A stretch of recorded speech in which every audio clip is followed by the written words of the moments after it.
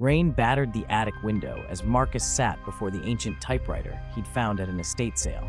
The keys, cold beneath his fingers, seemed to hum with anticipation. He began to write, words flowing in a feverish stream. A shadow slithered beneath the door, whispering Marcus's name. The room chilled.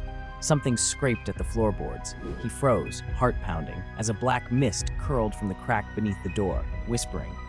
He typed again, desperate. The shadow retreated, leaving Marcus safe and alone. The mist recoiled, dissolving into nothing. Marcus's breath shook. Was the typewriter conjuring his words? Testing his theory, he typed, "Marcus is trapped, unable to leave the attic." Instantly, the door slammed shut, the knob twisting uselessly. His own name echoed, mocked by the keys. Panicked, he tried to undo it. Marcus escapes. The keys jammed, refusing to move. The typewriter began to type on its own, each letter slamming down. Marcus remains forever. The shadows pressed closer, ink black and hungry.